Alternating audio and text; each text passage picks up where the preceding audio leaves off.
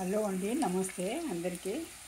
ఈరోజు బీరకాయ ఉంచుకోవడానికి బీరకాయ వేపుడు చేస్తున్నాను అనమాట. శనగపప్పుతో కలిపి చేస్తున్నాను అనమాట. అందరికీ నమస్కారం అండి.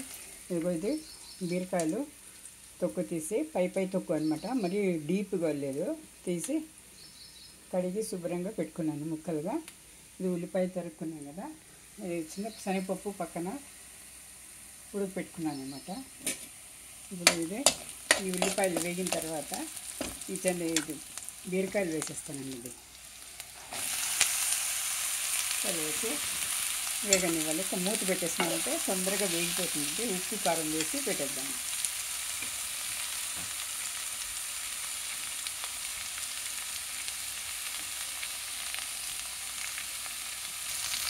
ఇది కారం, పసుపు,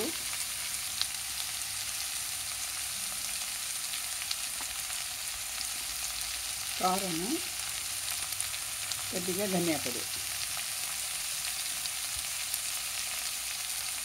ఇంకండి.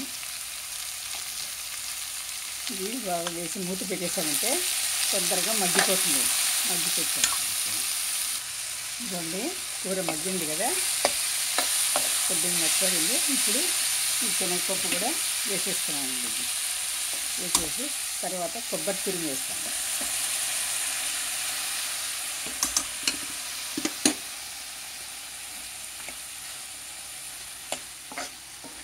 ఇలాగే ఒట్టిగా వేపుడు చేసుకుంటే కొంచెం తీయగా ఉంటుందండి. బీరకాయ కూర అంత రుచించదు. కొంచెం మన శనగపప్పు వేసి చేసుకుంటే కొంచెం బాగా టేస్టీగా ఉంటుందండి. ఇప్పుడు ఇదే 5 నిమిషాలు మగ్గనిచ్చేస్తాం. హలో అండి, కలుపుకోవడానికి ఇది చుక్కకూర అండి. చుక్కకూర, టమాటా పళ్ళు, పచ్చిమిరపకాయలు, ఎల్లుల్లిపాయలు, జీలకర్ర వేసి బాగా ఒక బాయిల్ చేసుకుని, టమాటాలు అనండి 2 టమాటాలు వేసి చేసుకొని, పప్పు లేకుండా అనమాట. ఇలాగ ఒట్టిగానే పుల్లకూర అనమాట. చుక్కకూర పుల్లగా అది చేసుకొని బాగా మెదిపేసుకానండి. మెదిపిన తర్వాత ఇప్పుడు తాళింపు పెట్టుకుంటున్నాను.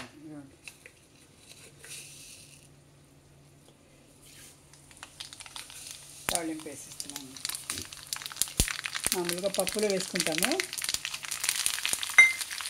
పప్పు వేయకుండా ఇలా ఒట్టిగా అన్నమాట, పుల్లకూరలాగా. దీన్ని చింతపండు వేసిన అవసరం లేదండి. చుక్కకూర ఎలాగో పుల్లగా ఉంటుంది. కొన్ని టమాటాలు వేస్తున్నాం కాబట్టి సరిగ్గా ఉంటుందండి.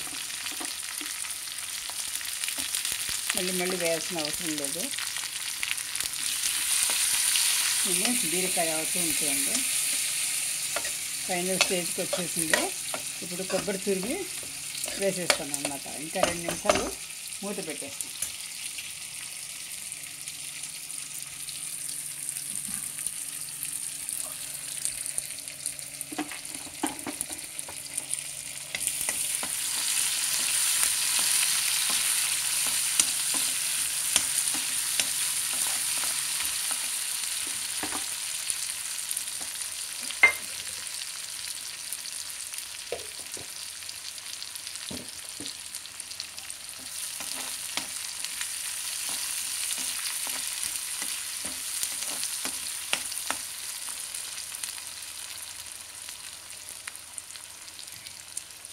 కొద్దిగా ఉల్లిపాయ కొద్దిగా ఎర్రగా వేగాలండి.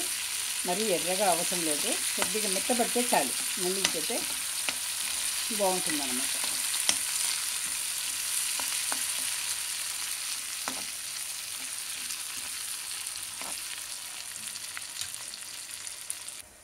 చూడండి మగ్గిపోయింది.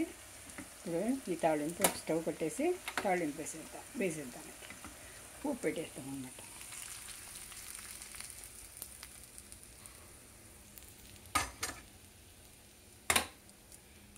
ఇది చుక్క పుల్లకూర చాలా బాగుంటుందండి. ఇది పుల్లగా కారంగా చాలా బాగుంటుంది.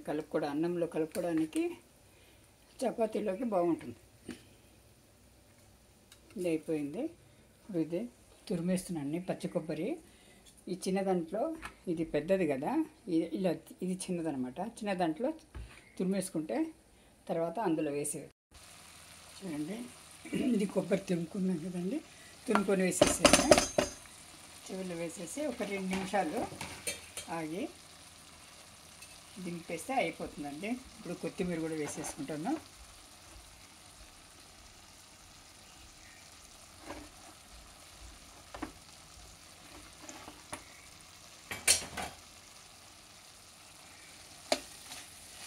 ఉట్టికి కలిపెట్టేసేసి ముక్కలకు కొబ్బరి బాగా పట్టేట్టు కలుపుకొని ఒక 2 నిమిషాలు, 1 నిమిషం చాలండి, 2 నిమిషాలు కూడా అవసరం లేదు, చేసి దించేస్తే అయిపోతుంది అన్నమాట కూర.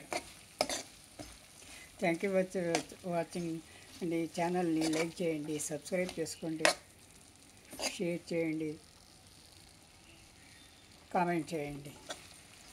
ఇంతవరకు నా వీడియోని చూసినందుకు, ఓపిక్గా వీడియోని చూసినందుకు ధన్యవాదాలు తెలుపుకుంటున్నానండి. లైక్ చేయండి, సబ్స్క్రైబ్ చేసుకోండి please. Thank you for watching.